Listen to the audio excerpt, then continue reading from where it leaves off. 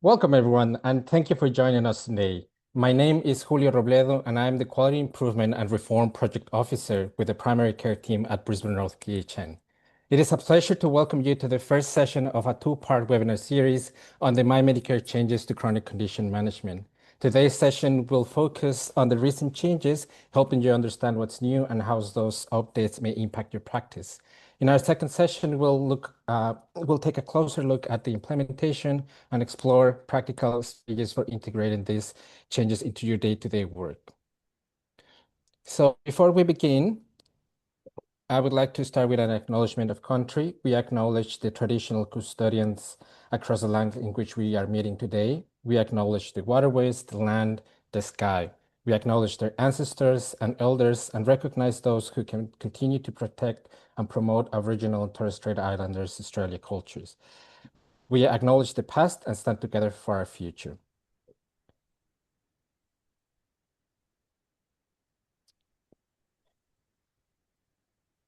Just a few quick housekeeping notes before we get underway. Today's session is being recorded. Everyone by default is going to be on mute and with the camera off. As you may notice, there's a Q&A box down there in your options. Please use this function throughout the session if you have any questions. Today, we're going to have the opportunity to have a small discussion at the end of the session, so please keep popping those questions in. You may also see that there's a chat function. In that chat function, we are going to be sharing some important resources throughout the session. It is important for us and for everyone who wishes to get a certificate to fill up the survey. Please fill up the survey. This is a way where we can inform on future sessions and the things that you're thinking that could be beneficial to your practices. If you need the certificate, you need to unfortunately you do need to fill up the survey because it's the only way we can know all your details. The recording will be shared along with some of the resources on the slide deck will be shared in the next couple of weeks. And in the second session, after a couple of weeks of that second session, we'll be sharing that recording and any other resources that may be important. And now I'm very pleased to introduce our speaker for the evening tonight. We have Jane Calligeros. Jane is the CEO of CDM Plus and brings a wealth of experience in the chronic disease management and in the primary care arena. Many of you will already be familiar with her work, and we're excited to have her with us tonight to guide us through the changes to the MyMedicare chronic condition management and what they mean for you in your practice. So welcome, Jane, and thank you for joining us tonight. Please take it away. Thanks, Julio.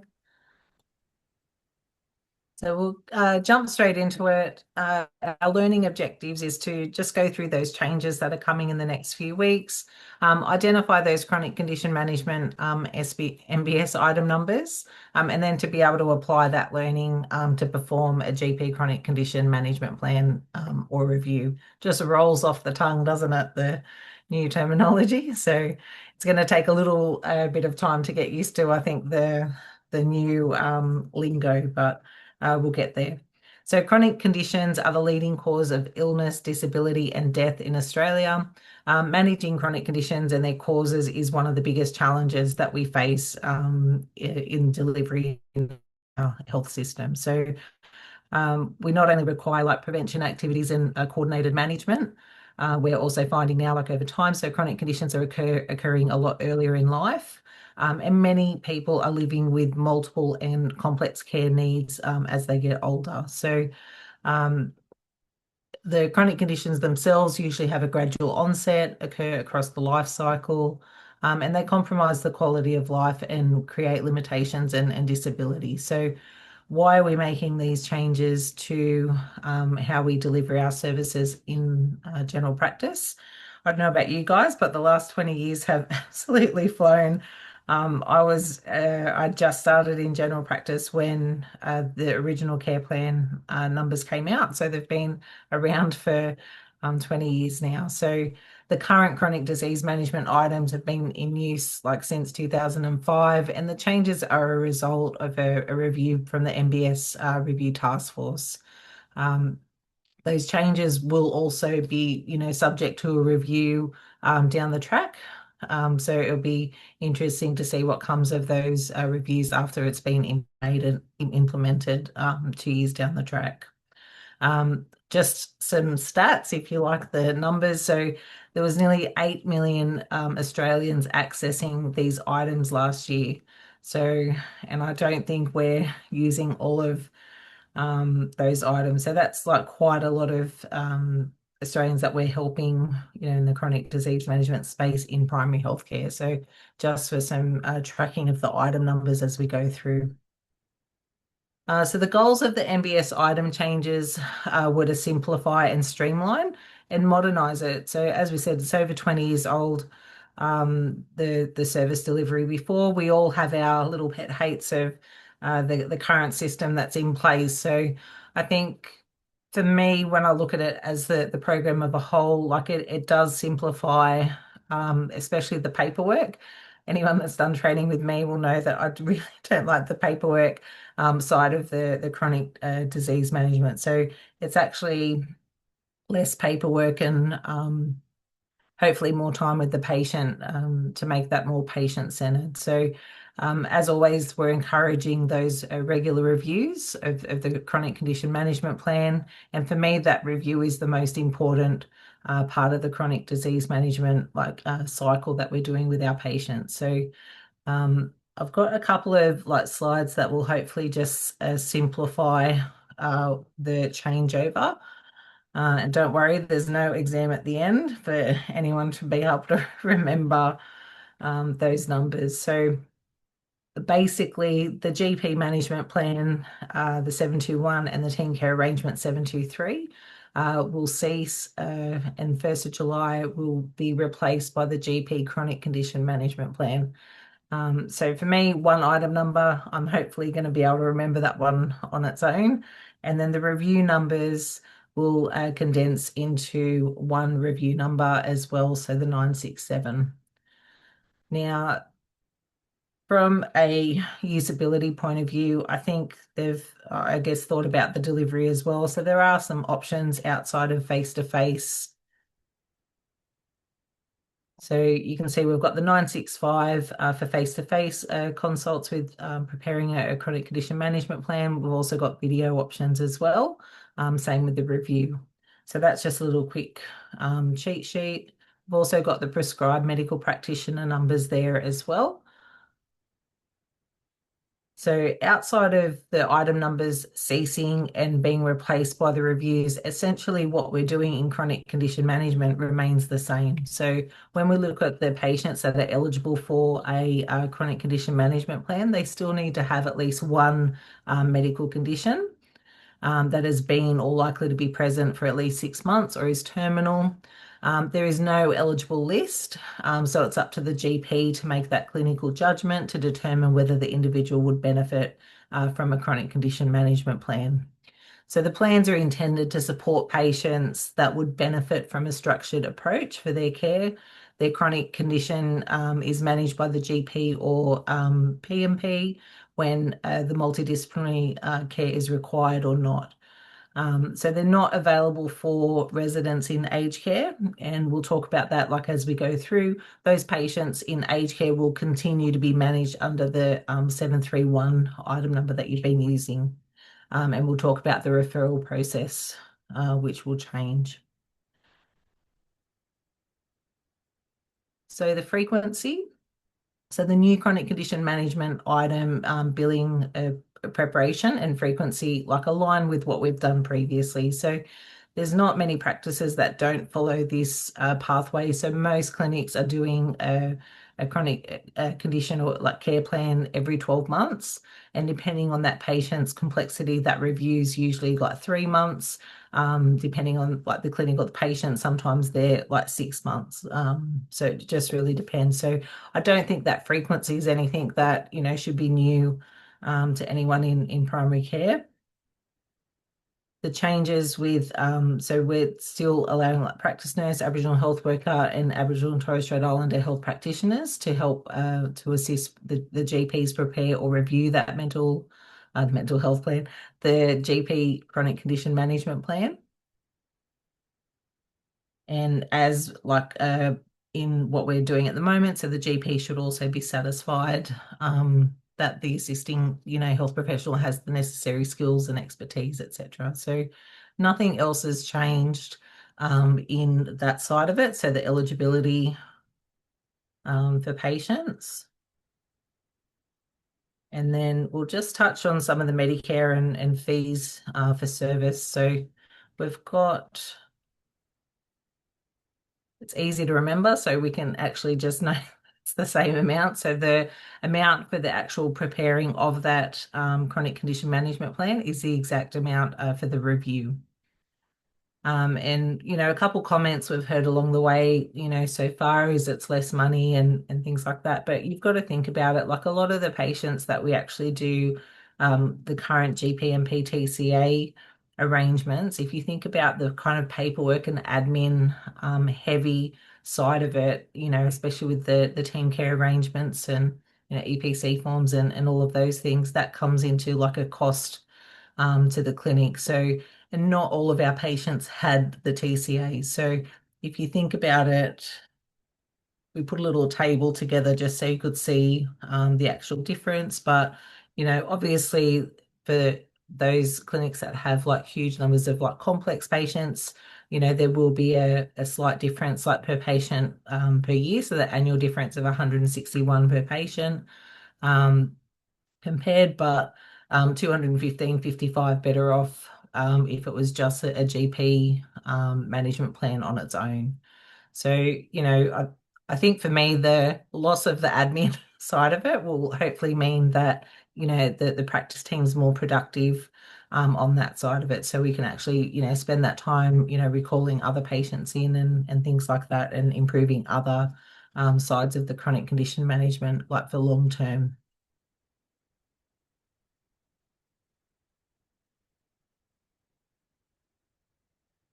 My Medicare, it's been, I guess, on our training radar for a little while now, since the voluntary registration started in October 2023. Um, every clinic that I've spoken to over the last, 6 to 12 months, they're all in different parts of that journey in where they're up to with My Medicare, and registering as an organisation and registering their patients. So for those that are up and running, that's really great. For those that are still not quite there yet, I think it's a really good time to have a look at the requirements. So to set the organisation up in the background, there's a little bit of work to do that. In the background. And then from a process point of view, we'll talk about a little bit more about that in next week's session when we're talking about implementing the other processes in practice next week. So if you haven't had a chance or haven't got to that part of it yet, then I do recommend having a little read. They've got lots of little fact sheets for any of the Aboriginal like health services that might be on the webinar tonight. I know there's been a lot of questions around My Medicare and a lot of confusion, but a patient, will be registered. It will kind of sit in a hub and spoke model for the Aboriginal health services. So they're recognizing that some of the patient, like, transient and, might be seen by, multiple practices, across that, 12 to 24 months. So there are some, specific fact sheets and things available. So, feel free to just jump on and just make sure you look at that documentation first as well. There's also some really great e-learning from Services Australia, like available. And for those that are kind of getting stuck in the health professionals, like online services, like in HBOS, just give the guys a ring. They're actually, really helpful in the background if you get stuck. Because there's like multiple steps, to register the organisation and then, the different providers. So yeah, just see where you're up to. And then for those doing aged care as well, getting the residents registered as well. So for patients that are registered with My Medicare, those chronic condition management plan items need to be through their enrolled practice. It's not to say they have to stay with that practice if they kind of move. If they register with another practice, then it will kind of bump the other one off, or they can, change it beforehand as well. Patients that aren't registered with My Medicare will do that through their usual GP.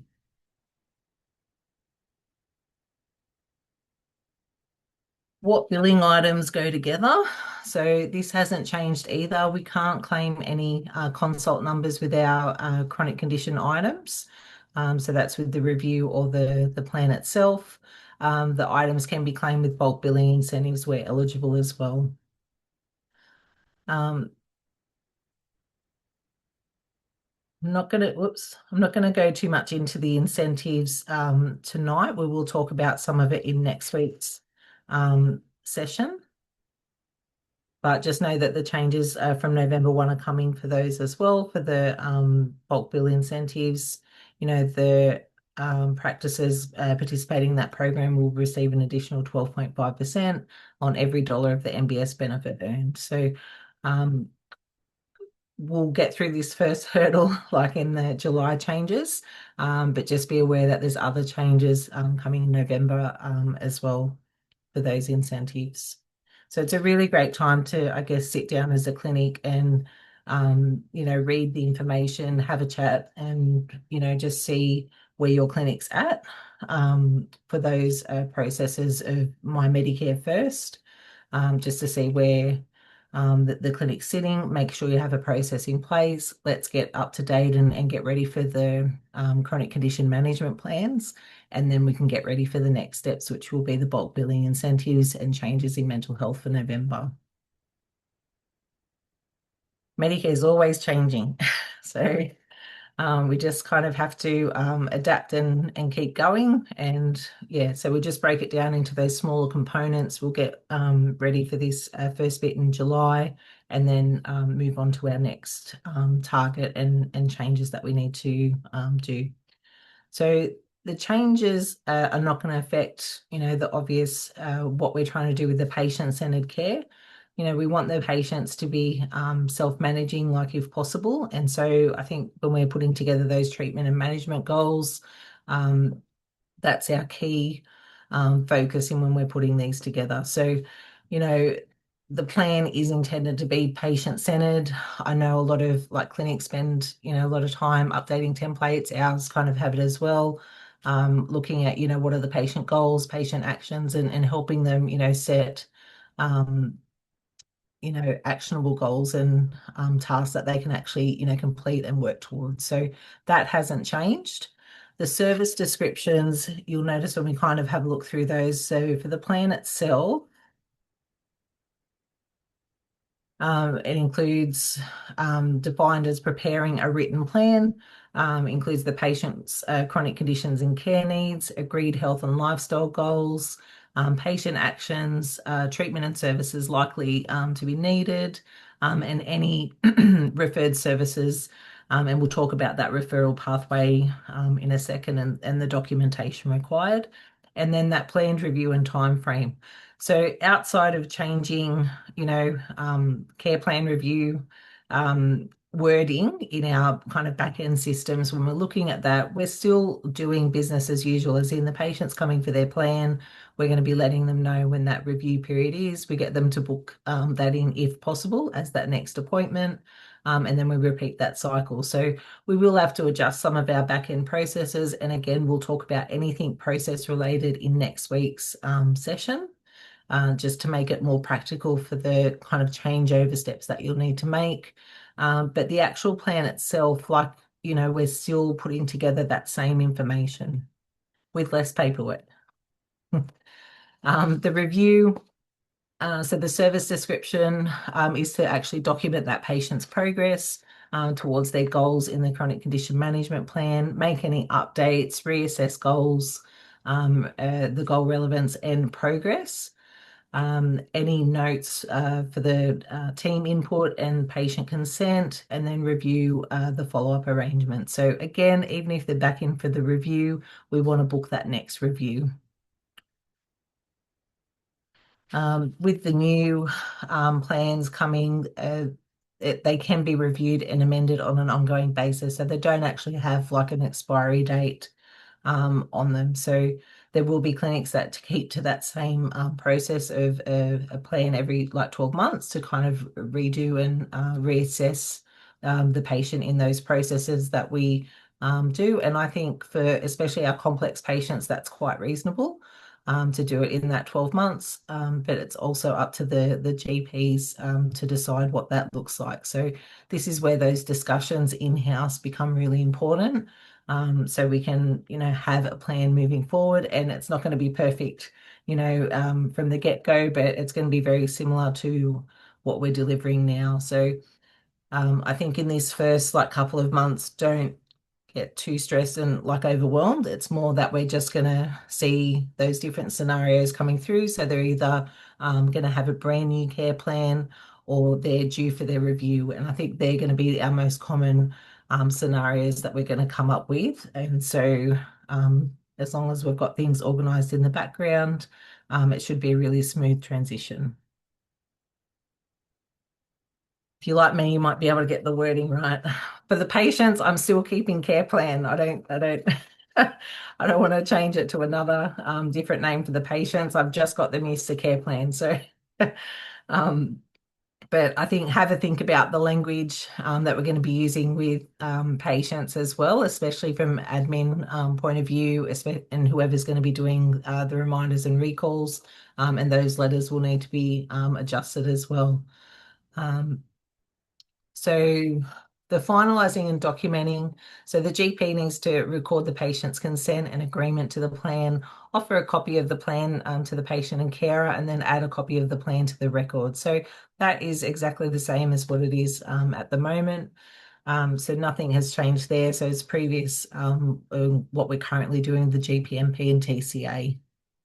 The only thing they kind of added in a couple of those fact sheets was that if the patient consents, we're encouraged to upload a copy of the plan to the My Health record, which I think is a really good idea as well.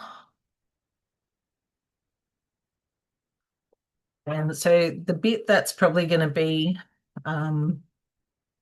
or I'm happy about it, it's a kind of a little bit less paperwork, but just a little bit to get our head around. And I think this is where the patients might get some of the confusion, and it's the referral process for allied health. So a couple of things when referring to the allied health teams, uh, they've specifically said to obtain consent to share relevant info with other providers and providing the relevant parts of the plan to the team if the patient consents. So, members don't have to be providing services under MBS to be a member of the multidisciplinary team as well.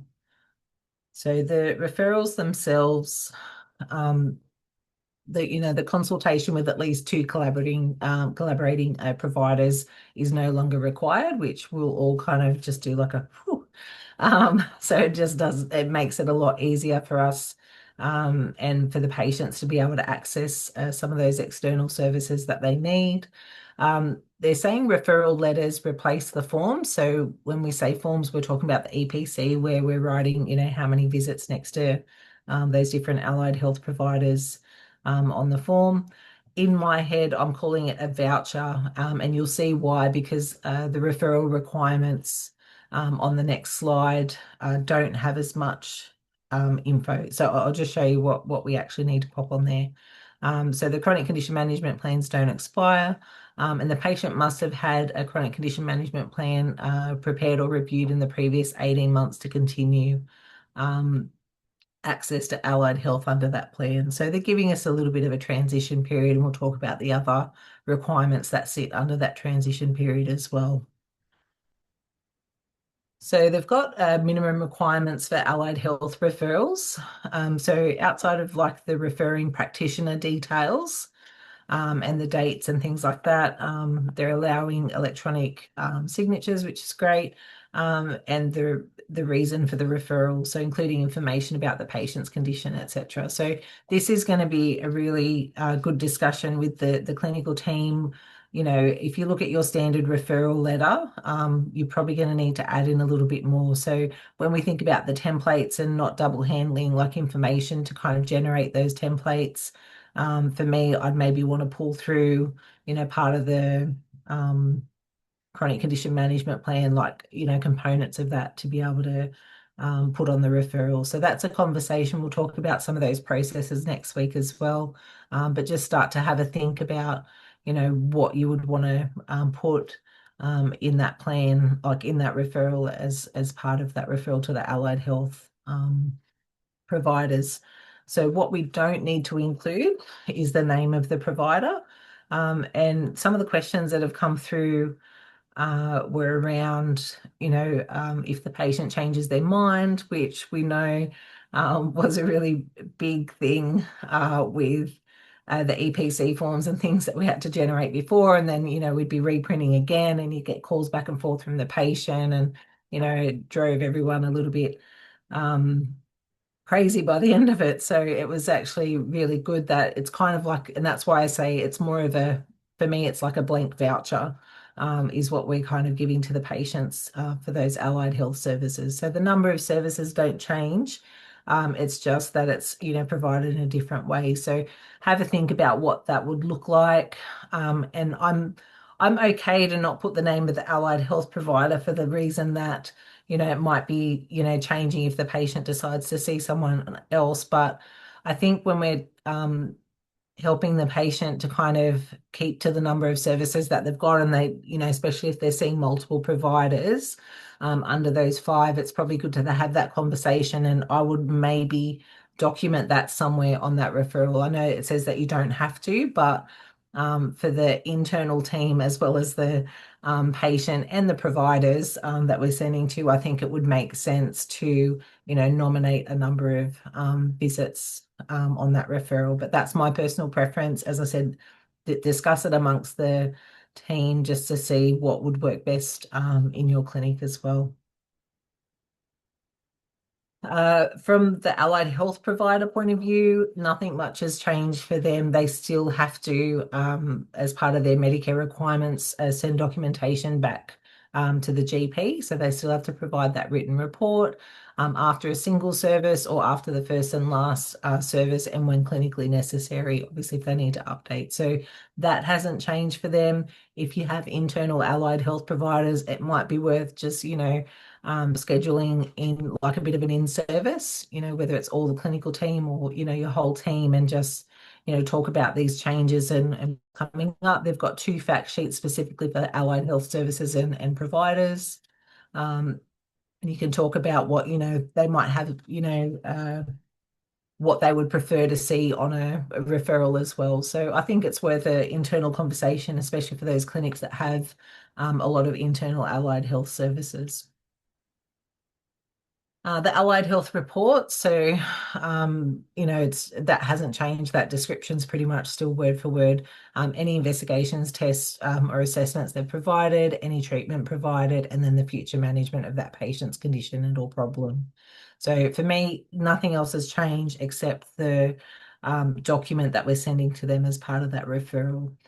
Now, in the fact sheets that are available, it does mention other pathways. So it talks about the groups of allied health item numbers and what's included. So we've just updated the little pathway for now, just so you can see, but instead of the EPC forms down the bottom for those pathways, so the first pathway in orange, that's for First Nations that have had a health assessment, and those changes last year where they can have the 10 allied health services under that 715 health check, or the 5 individual services.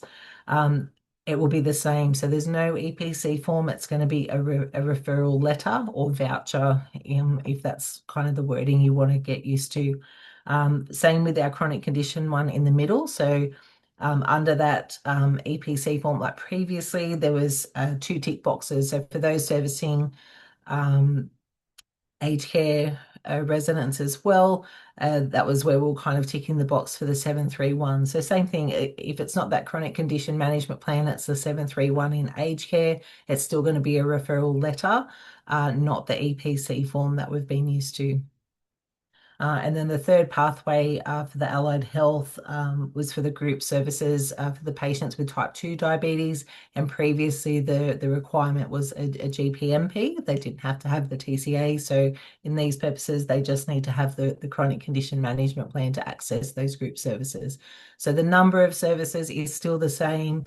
The way we access those will still be the same. So, they still need a referral. It's just not a form, it's a letter or voucher. So I hope I made that clearer than what it has been, or maybe I made it worse. But any questions, kind of pop them through the chat and we'll kind of get to it in a little bit. And then the other questions we've been getting a lot around the 10997 number. Is this still, available? So yes, it's still available. Under the existing GPMP and TCAs, it's available till June 30, 2027. The number per calendar year hasn't changed. So even when we change over, you've got a patient that's had a review and, they're due for their care plan in the new after July. It's just per calendar year, the 10997s or phone or video equivalent. So that still hasn't changed. And then there's just a couple of slides on the transition agreements just to kind of talk about some of that information as well. So that transition arrangement is in place for 2 years. And so I think this is where we can just all kind of go calmly into July 1st. Just knowing that there's nothing immediate that's going to, be drastically happening to our patients. They're not going to lose services. Everything's going to be as it is.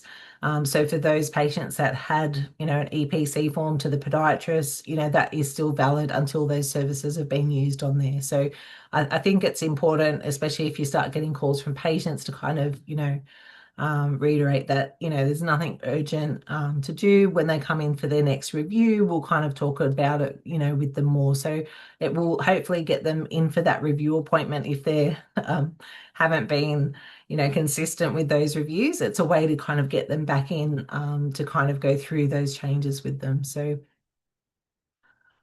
what else on this one? So yeah, the services are still consistent and will stay with the plan.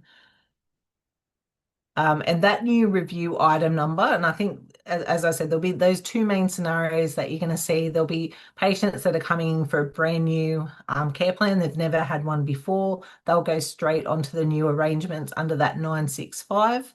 And then we're going to have existing patients that have had care plans for literally 20 years, and they might be due for their review.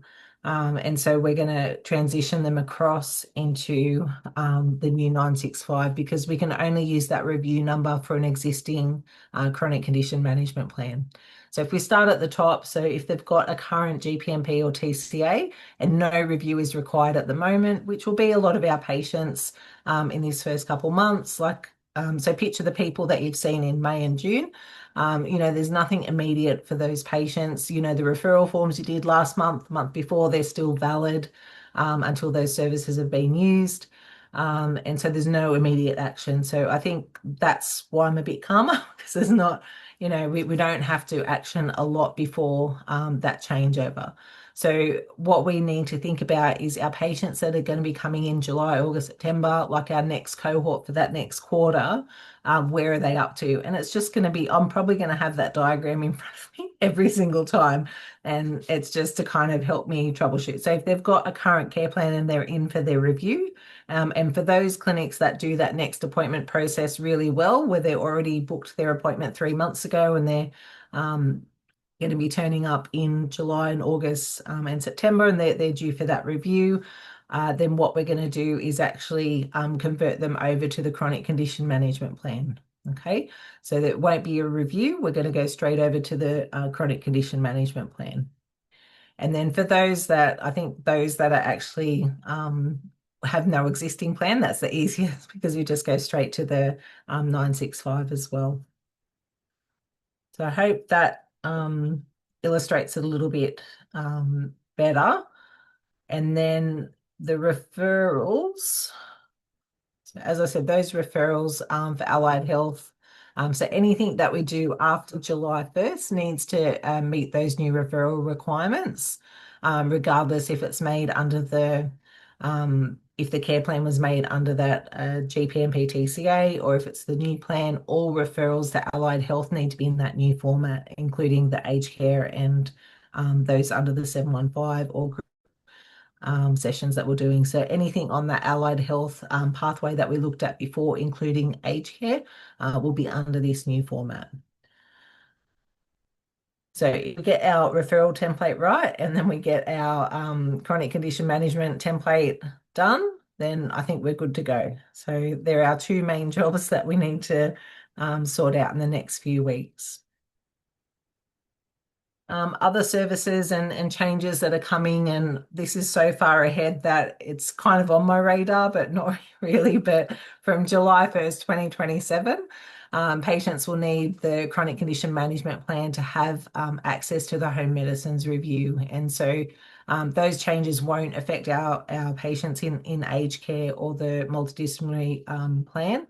But for those in the community that are accessing the GP chronic condition management plan, they need that in place, which for anyone that's done training with us before, that is when we would usually generate a referral for the home medicine review as part of that care plan appointment. So for me, that doesn't really change what I'm doing at the moment either. So outside of the number changes and less documentation, like as a process point of view, I think all in all, it's a bit better. So we'll assess that after the changes have been around for a little bit. But for me, all in all, I think it will just be a little bit easier for patients to access allied health, which for me was a really big challenge if we didn't have enough people in their team, and the kind of nitty-gritty bits that we had to do in the background for the team care arrangements. So for me, it's a little bit easier. We've got a little kind of checklist for those that want to kind of kick off before our session next week. Maybe just print that little page off, or just take a screenshot of it now and just see how far along you are. But we're going to kind of work on those next week to talk about some of those processes and tasks that need to be actioned early. Practice support has a really good checklist and some other documents that you'd find really helpful as well. So jump onto the practice support page to have a look at those as well. But it's just, putting together a list and who needs to do what by when. So I think I'm going to jump into the case studies now. We've got just one case study with like a couple of those different scenarios. And then I've put together some frequently asked questions that we'll go through, and then I'll open it up for questions. So it's July 28, 25, which is not far away. And Stuart is a 42-year-old man that's come into the practice for wound care. He's a smoker and overweight, history of asthma and hypertension. And in the billing information, there's no care plan or no GP and PTCA and no previous health assessment. So the question is Stuart eligible for a GP chronic condition management plan? So the answer is yes. Stuart has a chronic condition and may benefit from a coordinated approach to his care. The next one, so I've got Stuart attends the practice a week later and his GP completes a GP chronic condition management plan. What item number will be billed? So the GP MBS item number for the chronic condition management plan is 965 for the face-to-face visit. And then our next one, so Stuart's GP recommends input from an exercise physiologist. Stuart agrees, and the GP includes in this chronic condition management plan. Stuart doesn't currently have any other providers involved in his care. Is Stuart eligible to access the 5 individual allied health services under Medicare to the EP? And the answer is yes. So patients can access 5 individual allied health services per calendar year, consistent with the GP chronic condition management plan that's in place. So it just means if there's only the EP and no one else, previously we wouldn't have been able to do the team care arrangements for that patient. So for me, it opens up access for a lot of patients that wouldn't have been able to access allied health services under that subsidised Medicare visit. So Stuart's GP completes the chronic condition management plan and has Stuart's consent to complete the referral for the EP. The GP cannot find an allied health referral template, so they just use the old referral form, the EPC form. Will the EP be able to receive the referral? And the answer will be no. So those referral forms will no longer be used after July 1st, 2025. I think it will give someone great satisfaction in the clinic to delete those. So I think making those templates inactive in the background will be, super helpful, and then maybe popping those new templates at the top of your list. And so we'll add some of those little top tips at the session next week as well. Okay, I've just got some of those frequently asked questions to just recap for tonight. So can practice nurses, Aboriginal and Torres Strait Islander health workers and practitioners assist in the preparation of or review of a chronic condition management plan? The answer is yes. Can practice nurses and AHPs still use on behalf of a medical practitioner item numbers for those services? So the face-to-face is the 10997, the 93201 is video, and the 93203 is phone. So yes, patients will still be able to, use that service with the nurses and AHPs to bill under those existing care plans that are in place or under the new chronic condition management plans. I find a lot of clinics now that a lot of the face-to-face services are back, the 10997, they don't utilize the phone one as much, but I find the phone service is actually really helpful for those in-between visits for patients. So just keep that in mind, going forward, that the patient doesn't have to physically come into the clinic to kind of bill that phone equivalent of the 10997. My patient has a current GPMP TCA and it's due for a review after the changes are in place the 1st of July. So what MBS item number do I bill? So as we said, if they've got an existing GPMP TCA, they're due for a review. We can't use the new review number because we don't have the new plan in place. So we're going straight to make the new chronic condition management plan, which is the 965. How often can the GP chronic condition management plan be billed? So it can be billed every 12 months if clinically relevant and can be prepared earlier in exceptional circumstances. So when we get to talking about some of the practical processes next week, just keep in mind the language and the notations that we might need to add in for those patients if we're doing things a little bit earlier than those 3-month and 12 months. And then how often can the chronic condition management plan review be billed? And so the review can be billed every 3 months if clinically relevant and can be reviewed earlier in exceptional circumstances. So same as it is now, we can actually do those in exceptional circumstances earlier than that 3-month and 12-month as well. Can you bill a consultation item with the new chronic condition item numbers on the same day? And no, so that it's consistent with the current arrangements. So we can't do those on the same day. Do you need to specify the number of allied health visits in the referral letter? So the answer is no. As you said, we didn't need to put the name of the provider or the number of visits. But as I said, for me, working within a team, I would maybe prefer to see the number of visits that, has been allocated. So that's something to have as a discussion in-house. And I do think there'll be variations of that from, practice to practice. But I think it will also assist the allied health providers with their reporting requirements as well, if they know that, the patient's coming for one-off or, for 3 visits. So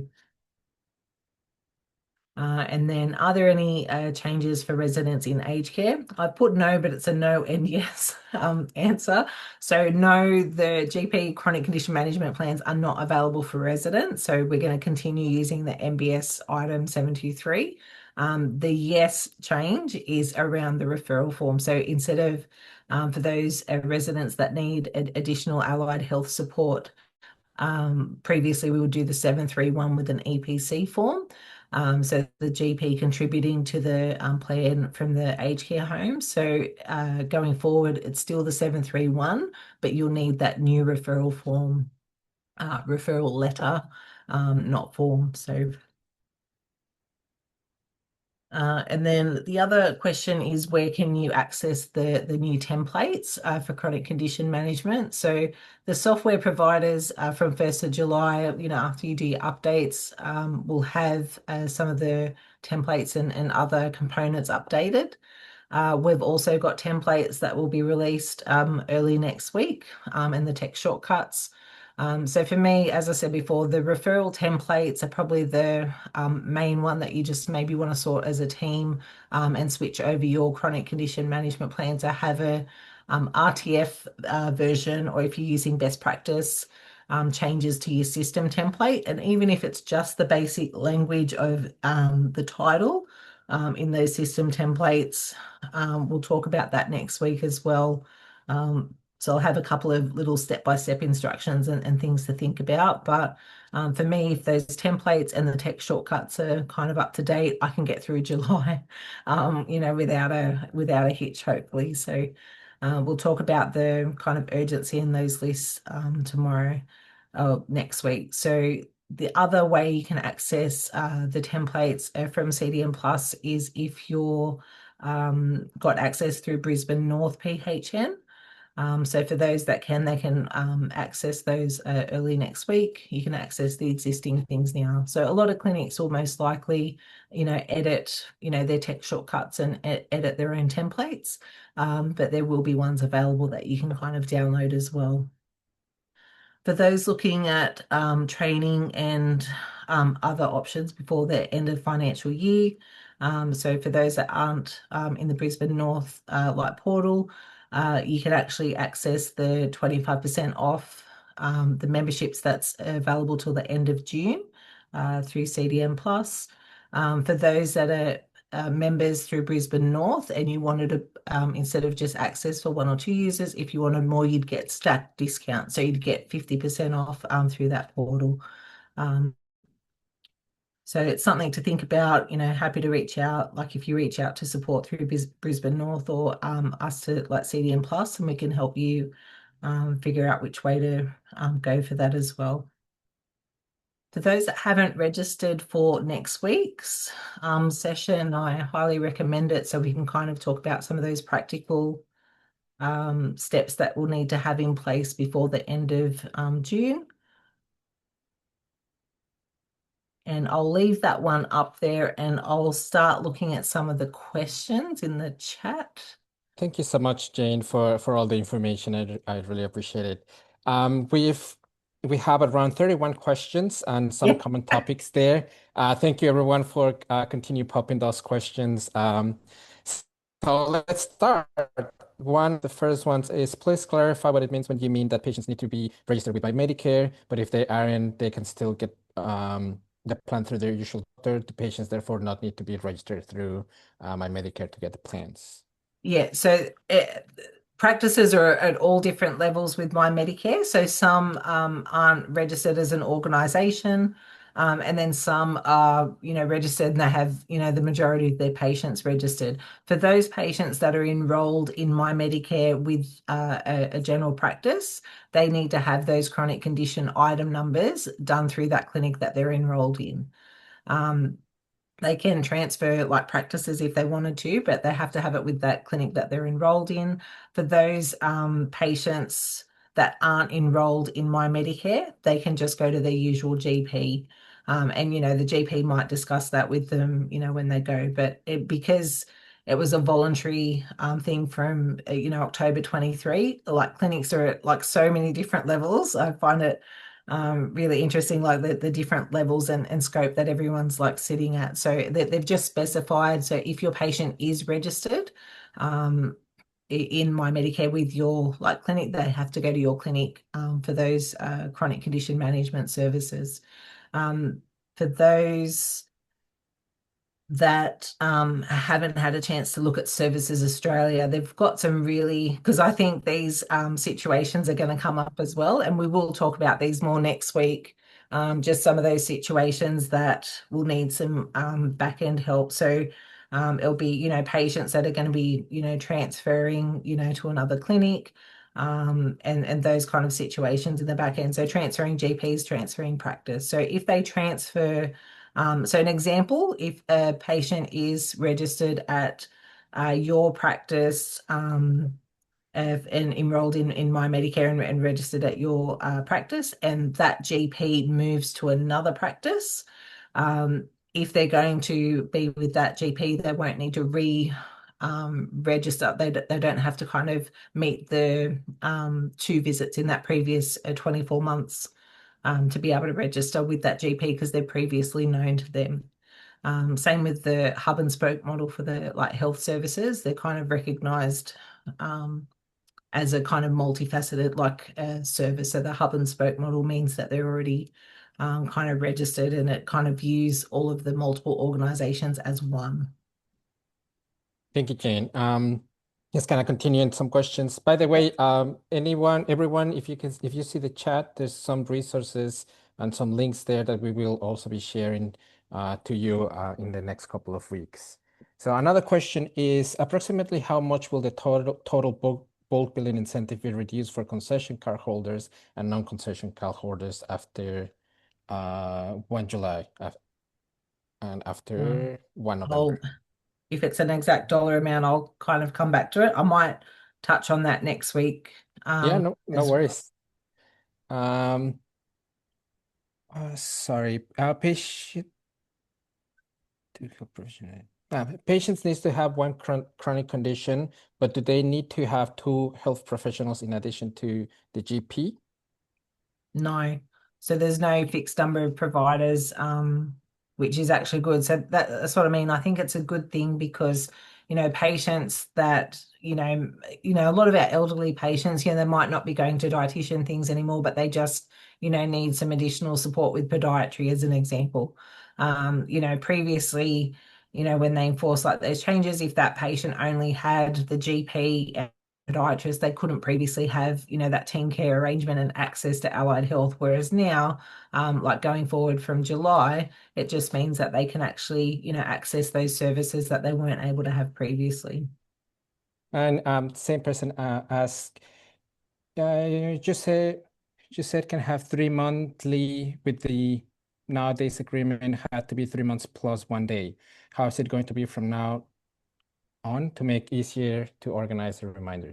So I think Yeah. it's basically is it going to be the same? Yeah, Is it? this came up before in one of the other sessions, and in all the years I've been in general practice and working in the Aboriginal Health Services, I never had a problem with the 3 month thing. We used to go right to the day, 24th of June and be July, 24th of September, and we never had an issue. Um, with those bouncing back. But, I think if your clinic's used to that way of 3 month and 1 day and you want to keep it in that format, then I think that's okay. And there'll be clinics that just stick, to that 3 months. So they just go, from that date to the kind of 3 months. So I think whatever's, working, if that period hasn't changed, like it's not changing and becoming 6 months, like it's, if you've been using 3 month and 1 day, I'd just kind of keep to that. I'm going all over the place with these questions, It's but okay. It's like a the mini quiz for me. the 10997 can be done with the 732, but not the 721. So now can I do it with every CCM review, but not the new chronic condition management read? Yeah, so with those like changes that came out earlier, there's like a lot of clinics that aren't like not billing the 732 like the current review numbers with the 10997, and there's like documentation like around that. So I think going forward it's not going to change that. So when we talk about the preparation of the plan, It's, the item number and the kind of reimbursement is for the preparation of that plan. If myself as the nurse is seeing that patient afterwards, for a chronic disease or chronic condition management like service, then it's more of a after the fact. So a lot of the clinics I work with will kind of talking about this, and they're probably still going to sit with the not doing the review and the 10997. But I just want to wait for some further documentation once these changes are released. So it doesn't mention that in the current fact sheets, but I'm assuming it will be the same as what we're doing now. I'm just gonna go a little bit lower in the questions because we Yeah. have now more questions coming. If the GP is doing the GPCCMP, how much time does the GP spend with the patient to claim the 965 item number? Is it time-based? As far as I can see on all the fact sheets, it currently doesn't say time requirements on there.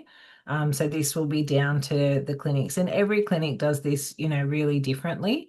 My approach with chronic condition management is I prefer the nurses to have the majority of that time, and because usually, and when we talk about some of those processes next week. If I'm doing the care plan or the chronic condition management plan, I'm not just looking at that chronic condition. I'm also looking at, the prevention and early detection activities that might be, due in this next 12 months. So putting together that plan, it's looking at the whole patient in that 12 months. And so any care plan that we put together, there's usually a couple of follow-up appointments that the patient will need booked back in, whether it's for, back in for spirometry or booking them back for their 3-month review, or booking them in for the cervical cancer screening, or like whatever other activities are due in that next 12 months. So for me, that plan, I still prefer around that 45 minutes. And then it's up to the clinic, and the GPs are a little bit different, but it would be good if you could come up with like a consistent, whether it's like a 15 or 20 minute. Mhm. It just really depends on the clinic. But I think what you're doing at the moment, it's still going to be very similar. And it's just going to be how much support do you want from your nurse or Aboriginal health worker or practitioner that's helping you with that care plan or review. If your expectations is that you're going to be doing all the kind of paperwork printing, and as I said before, I'm usually generating a home medicine review referral for those patients that are eligible and things as well. So for me, I'm using that time to complete the paperwork and my notes. So I don't have the patient with me for that, 40, 45 minutes, but I'm spending that last part of the appointment doing the paperwork. So it's ready then for the GP to kind of action and sign off those components. So it's just going to depend on your clinic and workflows that you currently have in place. So I wouldn't go drastic changing anything straight away. I think if you've currently got, 40 minutes and 20 minutes, or an hour and 15 minutes, or whatever your split is, I wouldn't drastically change the times, because we're already changing processes. We don't want to stress out staff anymore with those changes coming into play. So for me, I would leave the times as what you have them at the moment, and maybe look at it in, a month or a couple months down the track once these changes kick off, and then just see what needs to be kind of changed or adapted or reviewed. And you'll get feedback from staff saying it's actually, be easier for us to kind of do it in that time, or things like that. But I think I wouldn't, outside of changes with your templates and admin, back in processes, I wouldn't be making too many changes from the get-go. I think we just kind of ride the wave of that change with what we need to get ready, and then kind of review the next step. Okay, I think we've run out of time for everyone watching. Thank you for coming. We might answer a couple of more questions, but if you need to go, we will be sharing some of these questions, the common topics that we find. We will send in those through as well with the recording and everything else. So if you need to go, thank you for coming. Brisbane North PHN is really happy to bring you this type of sessions. And thank you, Jane, for the wonderful information. So it's just to kind of close up to two last questions. If a Yep. patient has a GPMP TCA and they are due for a review after July 1st and have used two out of the 5 visits, do they get 5 again when we create the first 965 or just the 3? Still per calendar year. So it's still going to be those number of allied health services per calendar year. Yeah. I think Awesome. it's going to take the patients 2 years to figure this one out, like too, but yeah, it's still the same like number per calendar year. And we have, I think the last question, just mindful of time. Will the 10997 continue? I thought on the previous slide it was finalization up to 2027 also, and assume only to be used on GPMPs, not Yeah. GPCCM. Oh, sorry.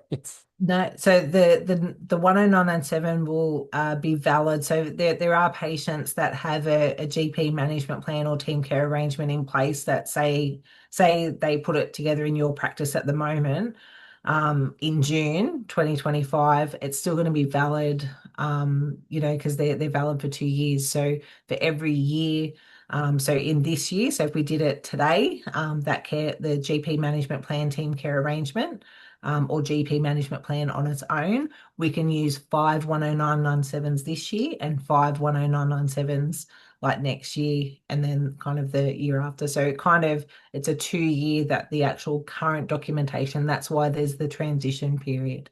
But hopefully you'd obviously, review the patient in that time. When you reviewed them, it will go over to the 965. But there's a lot of clinics that do that plan and they might not see the patient for a review and they, go straight to a brand new care plan, in that 12 months. So, and then there's patients that have, a plan in place and then nothing's kind of done outside for, consults until that, 2 year. But majority of clinics are doing them 12 months. But that's why they've included it in that transition period just to cover. Thank you, Jane. I think we've officially run out of time. We will follow up on some of these questions if we didn't get to your question. Thank you so much, everyone, for coming tonight. Jane, again, on behalf of the PHN, well, Brisbane Road PHN, thank you so much for your expertise and for always being so, always willing to give us so much information. Just a quick final note. There's going to be a survey popping up when we close the session. Please answer the survey. It will help us keep improving the webinars that we deliver and also find topics that are important for general practices. Also, if you need the certificate of attendance, in that survey is where you can put the details and let us know that you need that attendance. So thank you, everyone, and thank you, Jane, and we'll see you next week, hopefully. Thanks, Julio. I'll see everyone next week and yeah, we'll get the answers to those other questions out. Awesome. Thank you so much. Have a good night, everyone.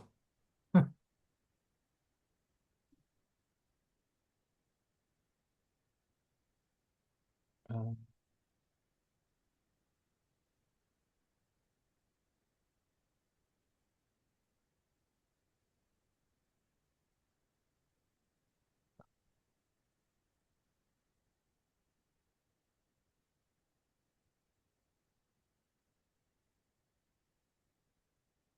Thank you so much, Jane. I think Okay. we might just need to leave the session. So, but thank you so much, and I'll talk to you during the week. Yep.